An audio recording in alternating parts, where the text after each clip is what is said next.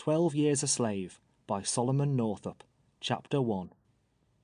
Having been born a freeman, and for more than 30 years enjoyed the blessings of liberty in a free state, and having at the end of that time been kidnapped and sold into slavery, where I remained until happily rescued in the month of January 1853 after a bondage of 12 years, it has been suggested that an account of my life and fortunes would not be uninteresting to the public.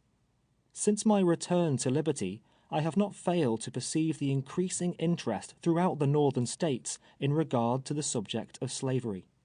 Works of fiction, professing to portray its features in their more pleasing as well as more repugnant aspects, have been circulated to an extent unprecedented, and, as I understand, have created a fruitful topic of comment and discussion. I can speak of slavery only so far as it came under my own observation, only so far as I have known and experienced it in my own person. My object is to give a candid and truthful statement of facts, to repeat the story of my life without exaggeration, leaving it for others to determine whether even the pages of fiction present a picture of more cruel wrong or a severer bondage. As far back as I have been able to ascertain, my ancestors on the paternal side were slaves in Rhode Island. They belonged to a family by the name of Northup, one of whom, removing to the state of New York, settled at Hoosier in Rensselaer County. He brought with him Mintus Northup, my father.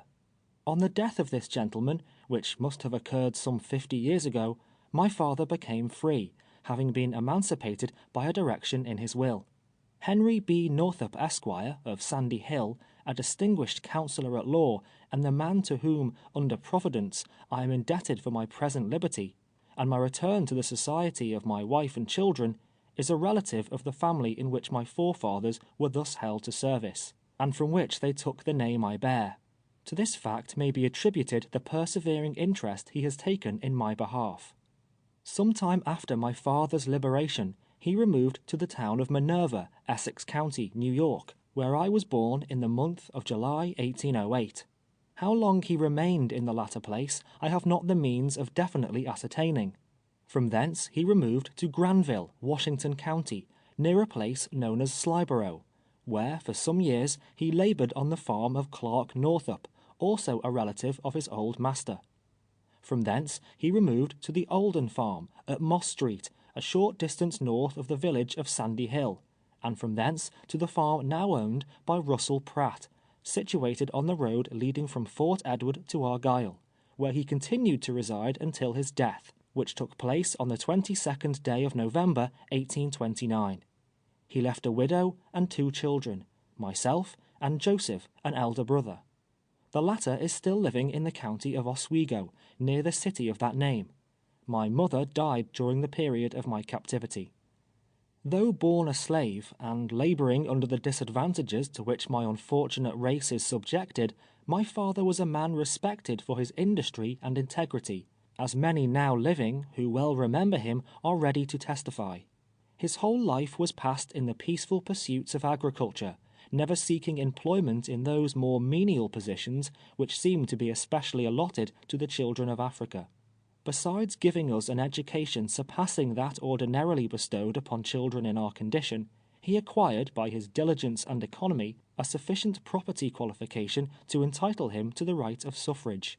He was accustomed to speak to us of his early life, and although at all times cherishing the warmest emotions of kindness, and even of affection towards the family in whose house he had been a bondsman, he nevertheless comprehended the system of slavery, and dwelt with sorrow on the degradation of his race.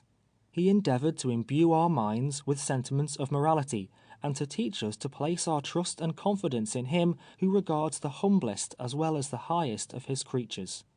How often since that time has the recollection of his paternal counsels occurred to me, while lying in a slave hut in the distant and sickly regions of Louisiana, smarting with the undeserved wounds which an inhuman master had inflicted, and longing only for the grave which had covered him to shield me also from the lash of the oppressor. In the churchyard at Sandy Hill, an humble stone marks the spot where he reposes, after having worthily performed the duties appertaining to the lowly sphere wherein God had appointed him to walk. Up to this period I had been principally engaged with my father in the labours of the farm. The leisure hours allowed me were generally either employed over my books or playing on the violin, an amusement which was the ruling passion of my youth. It has also been the source of consolation since, affording pleasure to the simple beings with whom my lot was cast, and beguiling my own thoughts for many hours from the painful contemplation of my fate. On Christmas Day, 1829, I was married to Anne Hampton, a coloured girl then living in the vicinity of our residence. The ceremony was performed at Fort Edward by Timothy Eddy, Esquire, a magistrate of that town, and still a prominent citizen of the place. She had resided a long time at Sandy Hill with Mr. Baird, proprietor of the Eagle Tavern, and also in the family of Reverend Alexander Proudfit, of Salem. This gentleman for many years had presided over the Presbyterian Society at the latter place, and was widely distinguished for his learning and piety. Anne still holds in grateful remembrance the exceeding kindness and the excellent counsels of that good man. She is not able to determine the exact line of her descent, but the blood of 3 races mingles in her veins. It is difficult to tell whether the red, white, or black predominates. The union of them all, however, in her origin, has given her a singular but pleasing expression, such as is rarely to be seen. Though somewhat resembling, yet she cannot properly be styled a quadroon, a class to which, I have omitted to mention, my mother belonged. I had just now passed the period of my minority, having reached the age of 21 years in the month of July previous. Deprived of the advice and assistance of my father, with a wife dependent upon me for support, I resolved to enter upon a life of industry, and notwithstanding the obstacle of colour and the consciousness of my lowly state, indulged in pleasant dreams of a good time coming, when the possession of some humble habitation, with a few surrounding acres, should reward my labours and bring me the means of happiness and comfort. From the time of my marriage to this day, the love I have borne my wife has been sincere and unabated, and only those who have felt the glowing tenderness a father cherishes for his offspring can appreciate my affection for the beloved children which have since been born to us. This much I deem appropriate and necessary to say, in order that those who read these pages may comprehend the poignancy of those sufferings I have been doomed to bear. Immediately upon our marriage we commenced housekeeping in the old yellow building then standing at the southern extremity of Fort Edward village, and which has since been transformed into a modern mansion, and lately occupied by Captain Lathrop. It is known as the Fort House. In this building the courts were sometime held after the organization of the county. It was also occupied by Burgoyne in 1777, being situated near the old fort on the left bank of the Hudson. During the winter, I was employed with others repairing the Champlain Canal, and that section over which William Van Nortwick was superintendent. David McEachran had the immediate charge of the men in whose company I labored. By the time the canal opened in the spring, I was enabled, from the savings of my wages, to purchase a pair of horses, and other things necessarily required in the business of navigation. Having hired several efficient hands to assist me, I entered into contracts for the transportation of large rafts of timber from Lake Champlain to Troy. Dyer Beckwith and a Mr. Bartamy of Whitehall accompanied me on several trips. During the season I became perfectly familiar with the art and mysteries of rafting, a knowledge which afterwards enabled me to render profitable service to a worthy master, and to astonish the simple-witted lumbermen on the banks of the Bayou Boeuf. In one of my voyages down Lake Champlain, I was induced to make a visit to Canada. Repairing to Montreal, I visited the cathedral and other places of interest in that city, from whence I continued my excursion to Kingston and other towns, obtaining a knowledge of localities, which was also of service to me afterwards, as will appear towards the close of this narrative.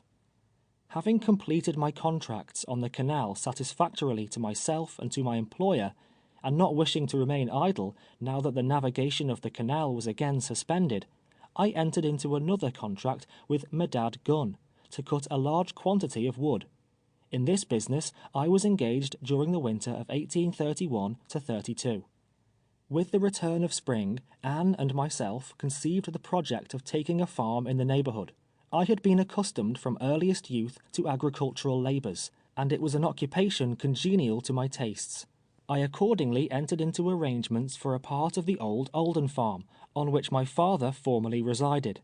With 1 cow, 1 swine, a yoke of fine oxen I had lately purchased of Lewis Brown, in Hertford, and other personal property and effects, we proceeded to our new home in Kingsbury. That year I planted 25 acres of corn, sowed large fields of oats, and commenced farming upon as large a scale as my utmost means would permit. Anne was diligent about the house affairs, while I toiled laboriously in the field. On this place we continued to reside until 1834. In the winter season I had numerous calls to play on the violin. Wherever the young people assembled to dance, I was almost invariably there. Throughout the surrounding villages my fiddle was notorious. Anne, also, during her long residence at the Eagle Tavern, had become somewhat famous as a cook. During court weeks and on public occasions she was employed at high wages in the kitchen at Sherrill's Coffee House. We always returned home from the performance of these services with money in our pockets, so that with fiddling, cooking, and farming we soon found ourselves in the possession of abundance, and, in fact, leading a happy and prosperous life. Well indeed would it have been for us had we remained on the farm at Kingsbury. But the time came when the next step was to be taken towards the cruel destiny that awaited me. In March 1834 we removed to Saratoga Springs. We occupied a house belonging to Daniel O'Brien on the north side of Washington Street. At that time Isaac Taylor kept a large boarding house, known as Washington Hall, at the north end of Broadway. He employed me to drive a hack, in which capacity I worked for him 2 years. After this time, I was generally employed through the visiting season, as also was Anne, in the United States Hotel, and other public houses of the place. In winter seasons, I relied upon my violin, though during the construction of the Troy and Saratoga Railroad, I performed many hard days' labor upon it. I was in the habit, at Saratoga, of purchasing articles necessary for my family at the stores of Mr. Cephas Parker and Mr. William Perry, gentlemen towards whom, for many acts of kindness, I entertained feelings of strong regard. It was for this reason that, 12 years afterwards, I caused to be directed to them the letter, which is hereafter inserted, and which was the means, in the hands of Mr. Northup, of my fortunate deliverance. While living at the United States Hotel, I frequently met with slaves, who had accompanied their masters from the South. They were always well dressed and well provided for, leading apparently an easy life, with but few of its ordinary troubles to perplex them. Many times they entered into conversation with me on the subject of slavery. Almost uniformly I found they cherished a secret desire for liberty. Some of them expressed the most ardent anxiety to escape, and consulted me on the best method of effecting it.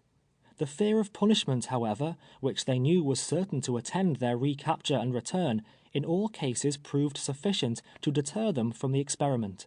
Having all my life breathed the free air of the North, and conscious that I possessed the same feelings and affections that find a place in the white man's breast, conscious, moreover, of an intelligence equal to that of some men at least with a fairer skin, I was too ignorant, perhaps too independent, to conceive how anyone could be content to live in the abject condition of a slave. I could not comprehend the justice of that law, or that religion which upholds or recognizes the principle of slavery. And never once, I am proud to say, did I fail to counsel anyone who came to me to watch his opportunity and strike for freedom. I continued to reside at Saratoga until the spring of 1841. The flattering anticipations which, 7 years before, had seduced us from the quiet farmhouse on the east side of the Hudson had not been realized. Though always in comfortable circumstances, we had not prospered. The society and associations at that world-renowned watering place were not calculated to preserve the simple habits of industry and economy to which I had been accustomed, but, on the contrary, to substitute others in their stead, tending to shiftlessness and extravagance. At this time, we were the parents of 3 children, Elizabeth, Margaret, and Alonzo. Elizabeth, the eldest, was in her 10th year. Margaret was 2 years younger, and little Alonzo had just passed his 5th birthday. They filled our house with gladness. Their young voices were music in our ears. Many an airy castle did their mother and myself build for the little innocents. When not at labor, I was always walking with them, clad in their best attire, through the streets and groves of Saratoga. Their presence was my delight, and I clasped them to my bosom with as warm and tender love as if their clouded skins had been as white as snow. Thus far, the history of my life presents nothing whatever unusual, nothing but the common hopes, and loves, and labors of an obscure colored man, making his humble progress in the world. But now I had reached a turning point in my existence, reached the threshold of unutterable wrong, and sorrow, and despair. Now had I approached within the shadow of the cloud, into the thick darkness whereof I was soon to disappear, thenceforward to be hidden from the eyes of all my kindred, and shut out from the sweet light of liberty for many a weary year. End of chapter 1.